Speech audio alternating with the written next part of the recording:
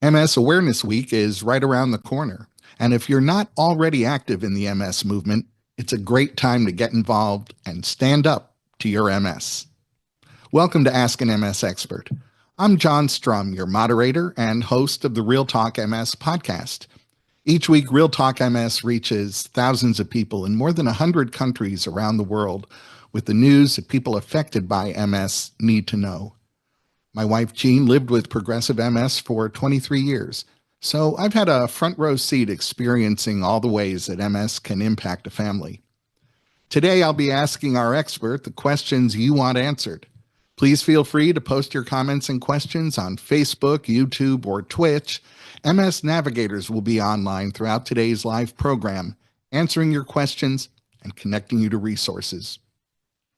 During MS Awareness Week, the National MS Society amplifies the voices of people living with MS. This year, the MS Society is asking everyone in the MS community to raise awareness and stand up to their disease by telling MS exactly what they think of it. Sunny Conway has been living with MS for nearly 13 years. She shares her compelling diagnosis journey through social media, and she's created a strong online presence. Sunny focuses her MS awareness efforts on self-advocacy in diagnosis and treatment, and is a strong voice of support of healthcare reform. Welcome, Sunny. Thanks for being with us today. Hi, John. Thank you for having me. You're a big supporter of raising awareness of MS through storytelling. How did that start for you?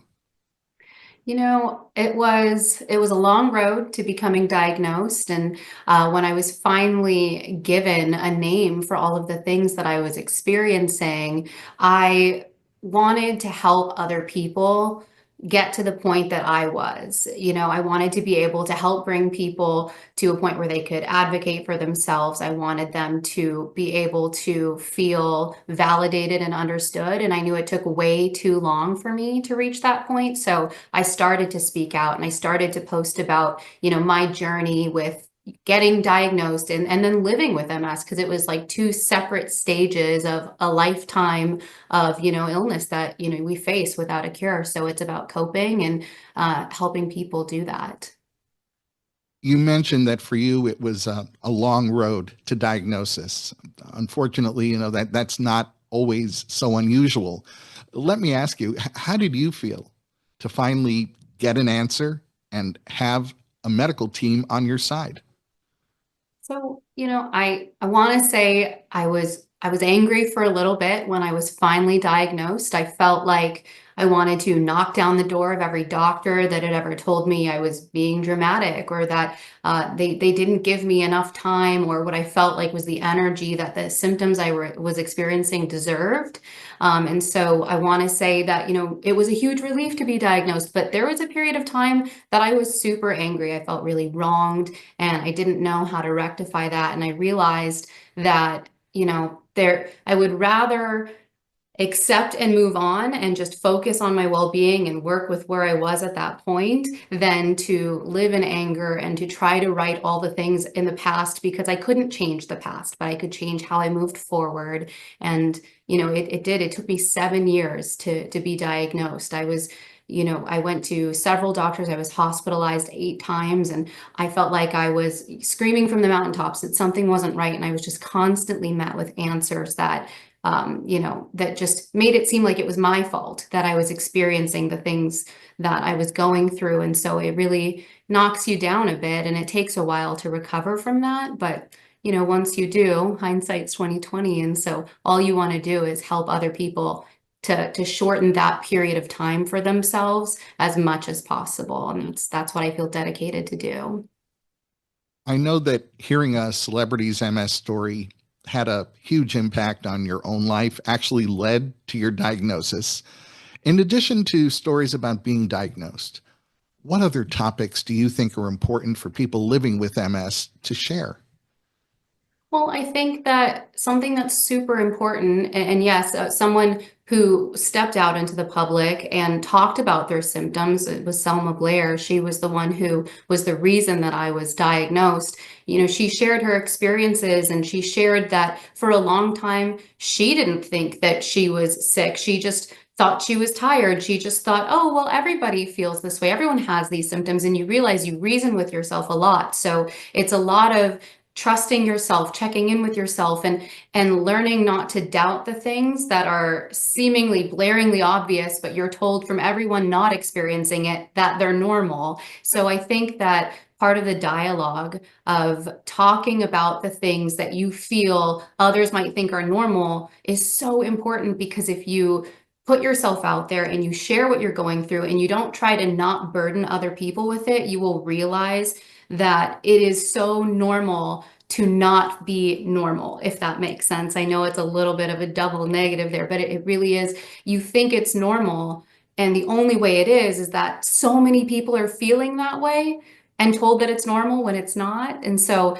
you learn to kind of just basically trust yourself more than what those external forces are telling you. And I know we'll talk a little bit more about my road to diagnosis, but for me, it was finally getting out there and sharing the things that I didn't know other people wanted to hear. It was just saying the things that I felt I needed to say that led me to be diagnosed, and that changed everything with the way that I looked at this disease. Tackling the complex challenges of multiple sclerosis, well, it takes a lot.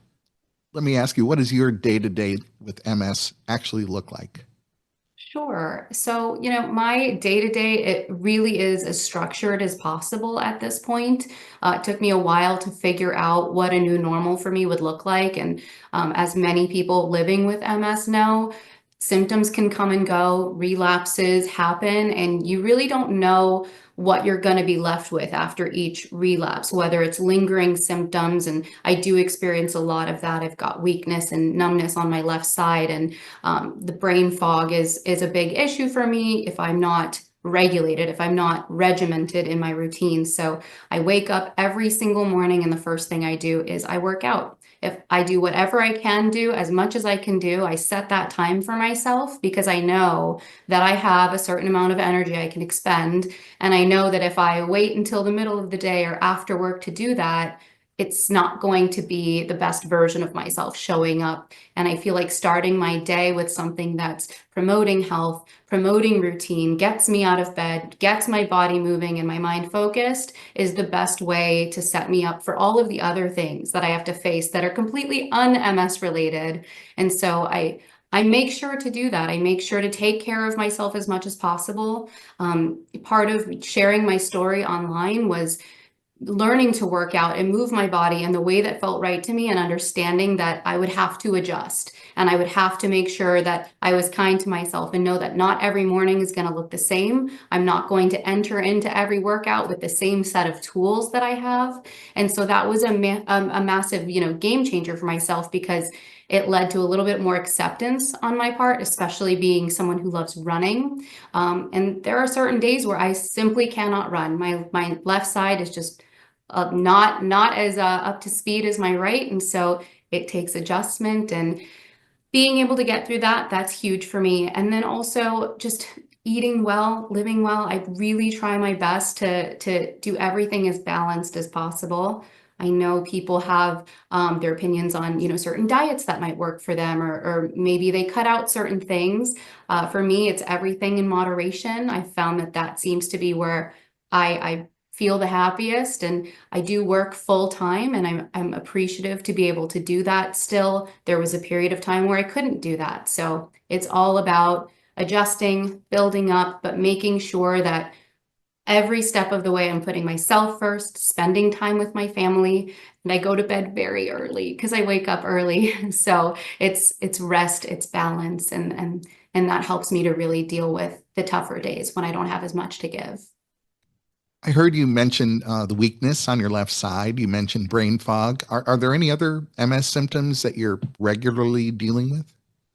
Yeah, absolutely. So I have a lot of issues with overstimulation as far as, and a lot of that can be connected to brain fog, but I separate it because I've had such severe bouts of brain fog where I really can't even make sense of connecting two thoughts, if that makes sense. I would say like my brain is underwater and it feels like, if you dropped your phone in a cup of water, which makes no sense, but you just kept calling it, that's what my brain feels like someone's trying to get through, but I'm just surrounded in like a sheet of disconnection.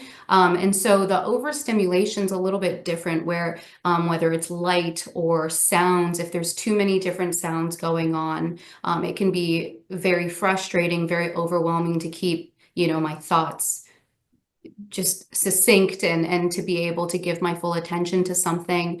I have a very wonderful husband who is loud and boisterous and has a booming voice, and his footsteps can be heard across the world. And even sometimes him going up the stairs kind of makes me feel a little panicked. So it's little things like that that would have never triggered me before. I just notice I'm quite sensitive to my surroundings. So that is something that seems to be a constant. And then there's just, I did get diagnosed with severe vertigo when I was on my way to being diagnosed with MS. And so I do deal with nausea from my vertigo and turning my head too quickly, or whether I just kind of lose a sense of my balance or where I am. I always sort of feel like this little sense of unease in my stomach. And so there's just certain things that you learn to live with constantly that you think, well, those aren't that bad because you've been in some horrendous relapses. But when I tell people these are the things that I'm experiencing just normally and thankful to be having a good day, it's a little bit jarring to think that other people are just out there not feeling that way and feeling their best all the time. So even at my best, it's with those things in mind. I'm curious, after your diagnosis, what was it that inspired you to start sharing your story on social media? Sure. So like I said, I was diagnosed in 2018, but it was after 7 years of having multiple relapses, being hospitalized. And I just remember having all of these things that seemed like isolated incidents.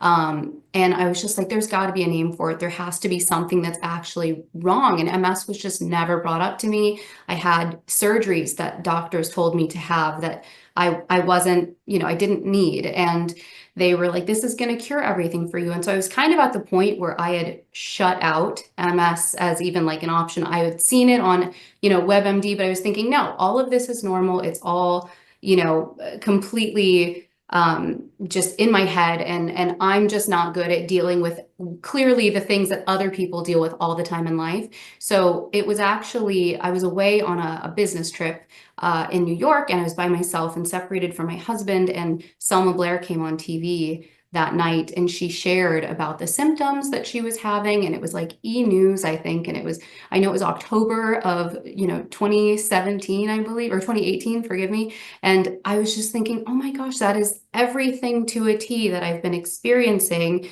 And no one's giving me a diagnosis. I know I have this.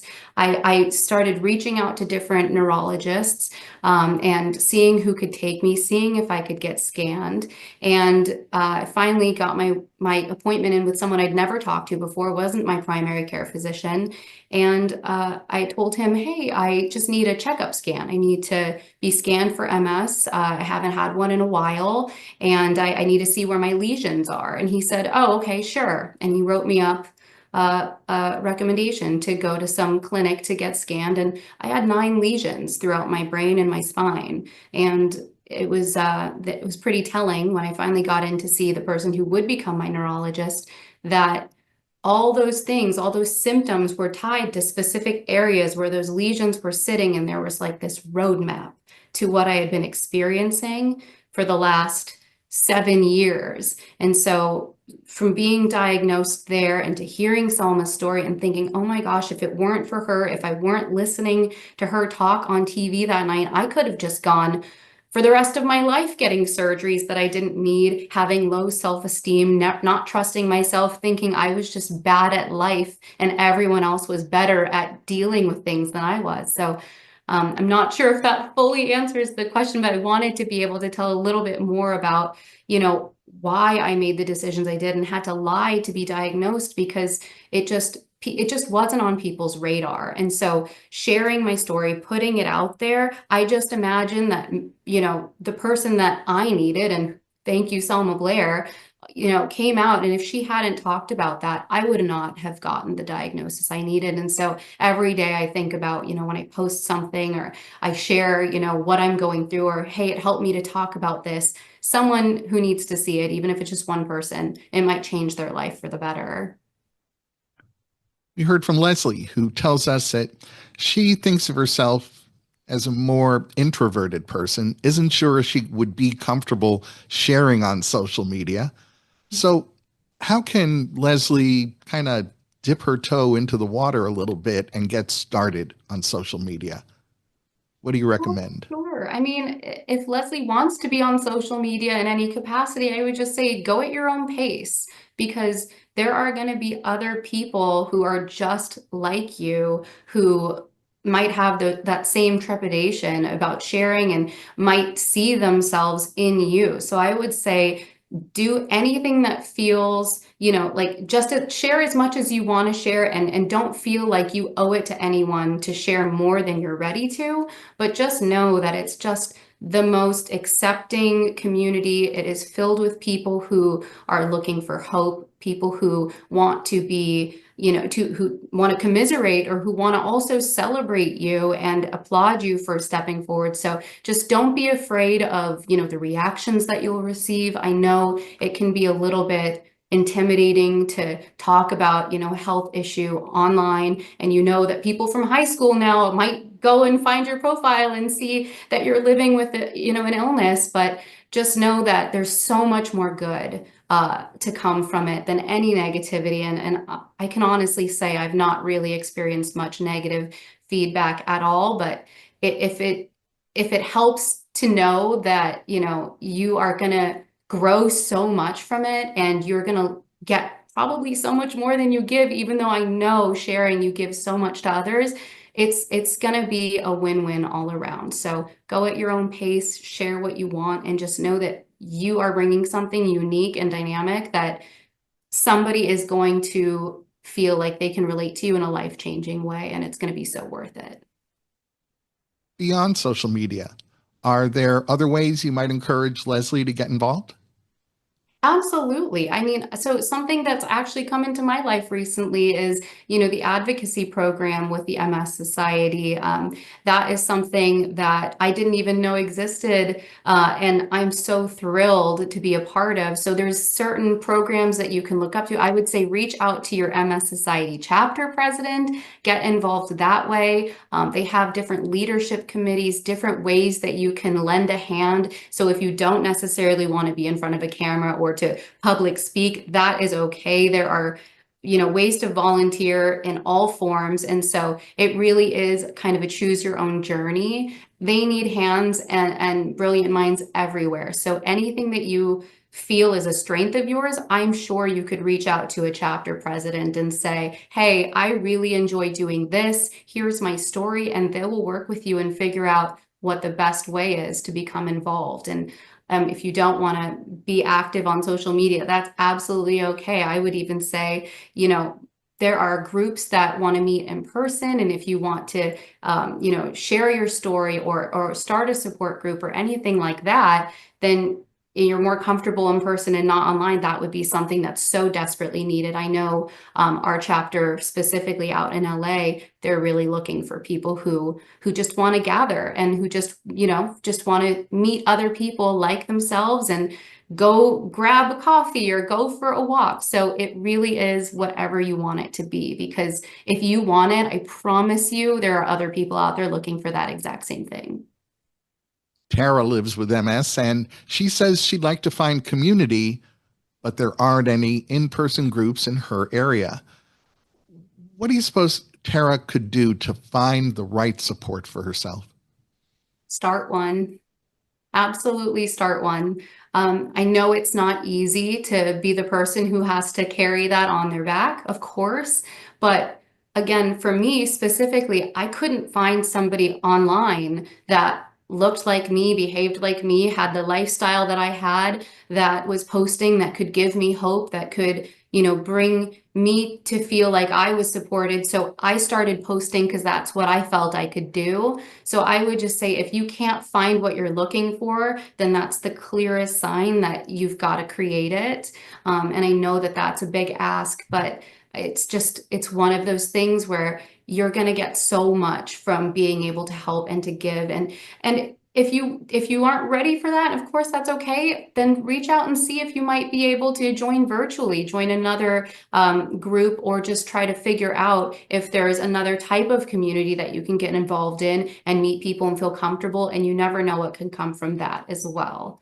But definitely create a support group if that's what you're looking for and you can't find one. It couldn't be a bigger need then because somebody needs it for sure. As we've been talking about how social media participation has made a difference for you, I found that raising awareness of MS is personally empowering. And I'm wondering how sharing your story has impacted your life. Yeah, I mean, it's been a really, really rewarding journey to be able to talk about it and feel believed because for so long I felt like I was talking and talking and talking, and all it was doing was decreasing my sense of self because no one seemed to get it. And so I would say that talking about it has made me have a lot more appreciation for, what I have to give, what I have to, be able to bring people together. And it's really fun. I do enjoy posting online and I really do love writing. And so I started a blog and I just wrote about my experiences there and I send the link to people who are searching for a diagnosis. And that was something that was so fulfilling for me because I thought, oh my gosh, I wrote that, 7 years ago, and I'm still able to send it to someone today who reaches out and have it be relevant. And so, it's the ability to be able to continue giving to people. There's no greater feeling in the world. And I honestly think it's like one of the most beautiful parts about having MS. I know it's not something that a lot of people think of. I know there's a whole movement that's kind of like, people fight MS and end MS. And I agree with all of that. But until such time as, we have a cure, I have to live with it. So I have to find things to love about it. And advocating, sharing, and posting, those are things that bring me joy because they bring me closer to other people. And that's how I learned to love my MS in the form that it is.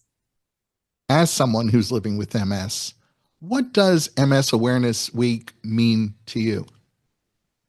It means that it's a way to highlight everything that we're all doing. The other, what is it, 51? Is there 52 weeks in a year? I think so. The other 51 weeks, right? It's kind of that way that we can all share what we've been doing and what we've accomplished since the last year. I became involved with Walk MS and have been going every year. And that is something that, my family and I look forward to so much. And we get to post about it online and highlight different stories. And I get to connect with the people that I've met who also live with MS. And so it's kind of, for me at least, a celebration of how far we've come and how far reaching this community has gotten. So to be able to share that, to be able to come out with new messages every year and to highlight MS, it's an incredible platform. It's one that I don't, take for granted at all. And, MS Awareness Week is super, super important, but it's also, one week, right? We live with it all the time. And so it's making sure that people know in that week that we are doing all of these other things and we should direct their attention so that they engage outside of just the awareness week. So it's our ability to put forth everything that we've been working on the whole year. Well, thank you for demonstrating how sharing your story and raising awareness of MS can be so personally empowering and how it can make a real difference for others in the MS community. What would you say is the top takeaway that you'd like our viewers to remember and put to use? I would say to make sure to be your own advocate. I want people to not be afraid to speak up for themselves. I want people to not worry if someone disagrees with them, even if that person has a title that can be a little bit intimidating. You are in charge of your body and your experiences, and everything that you're feeling is valid. So for me, it would be to make sure people know, to be able to speak up on their own behalf, to be able to get multiple different opinions and to trust themselves, to be able to make decisions that are right for them. And you don't always have to agree with the advice that you're given. Thank you for being with us today, Sunny. Thank you. Today's program survey has now been posted in the chat for your feedback. Please take a minute and complete it to help us create programs and topics with you in mind. Please be sure to visit the Society's website for information and resources on MS, connection opportunities, and ways for you to get involved. You can also connect with an MS navigator to receive personalized support by phone, email, or through the Society's website by chat. A recording of today's program will be posted on the MS Society's website at nationalmssociety.org/msexpert, as well as on Facebook and on YouTube. Finally, I'll invite you to join me each week on the Real Talk MS podcast, where we continue the conversation that we start here. You can find Real Talk MS on Apple Podcasts, Spotify, Amazon Music, or wherever you find your favorite podcasts. Thanks for joining us for Ask an MS Expert. We'll see you next week.